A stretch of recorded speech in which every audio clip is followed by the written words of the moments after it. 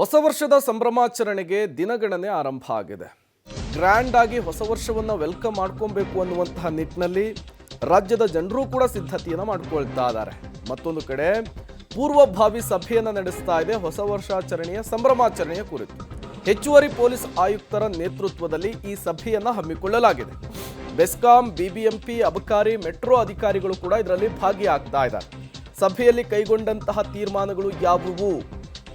New year ಸೆಲೆಬ್ರೇಷನ್ಗೆ ಭರ್ಜರಿ ಸಿದ್ಧತೆ ಒಂದು ಕಡೆ ಆಗ್ತಾ ಇದೆ. ಮತ್ತೊಂದು ಕಡೆ ಶಾಂತಿ ಸುವ್ಯವಸ್ಥೆಯನ್ನು ಕಾಪಾಡುವಂತಹ ನಿಟ್ಟಿನಲ್ಲಿ, ರಕ್ಷಣೆಯನ್ನು ಒದಗಿಸುವಂತಹ ನಿಟ್ಟಿನಲ್ಲಿ ಮುಂಜಾಗೃತಾ ಕ್ರಮಕ್ಕೆ ಪೊಲೀಸರು ಈಗಾಗಲೇ ಸಿದ್ಧತೆಯನ್ನು ಮಾಡಿಕೊಳ್ತಾ ಇದ್ದಾರೆ. ಎಷ್ಟು ಗಂಟೆಯವರೆಗೂ ಸೆಲೆಬ್ರೇಷನ್ಗೆ ಅವಕಾಶವನ್ನು ಕೊಡಬೇಕು, ಎಲ್ಲೆಲ್ಲಿ ಕೊಡಬೇಕು, ಸೂಕ್ಷ್ಮ ಪ್ರದೇಶಗಳಲ್ಲಿ ಯಾವ ರೀತಿಯ ಪ್ರೊಟೆಕ್ಷನನ್ನು ನಾವು ತೆಗೆದುಕೊಳ್ಬೇಕು, ಎಲ್ಲದರ ಬಗ್ಗೆಯೂ ಕೂಡ ಒಂದು ಮಹತ್ವದ ಗಹನ ಚರ್ಚೆ ಆಗುವಂತಹ ಸಾಧ್ಯತೆ ಇದೆ.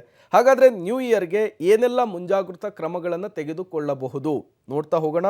ರಸ್ತೆಗಳಲ್ಲಿರುವಂತಹ ಗುಂಡಿಗಳ ಮುಂದೆ ಬ್ಯಾರಿಕೇಡನ್ನು ಹಾಕಬೇಕು.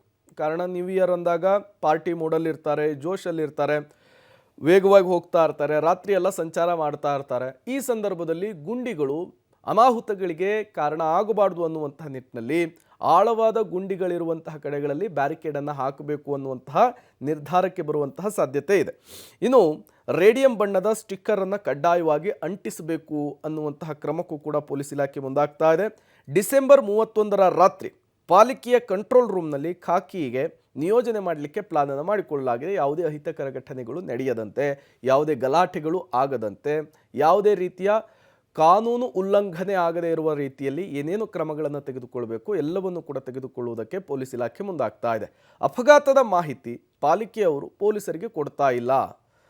ಬೆಸ್ಕಾಂನವರು ರಾತ್ರಿ ಇಡೀ ಕರೆಂಟ್ ತೆಗೆಯದಂತೆ ನೋಡಿಕೊಳ್ಬೇಕು.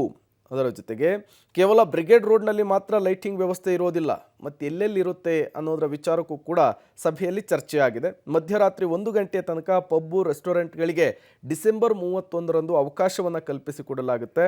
ಮೆಟ್ರೋ ಸಂಚಾರ ಡಿಸೆಂಬರ್ 31ರಂದು ವಿಸ್ತರಣೆ ಮಾಡಲಿಕ್ಕೂ ಕೂಡ ಸೂಚನೆಯನ್ನು ಕೊಡಬಹುದು ಅಂತ ಹೇಳಲಾಗ್ತಾ ಇದೆ.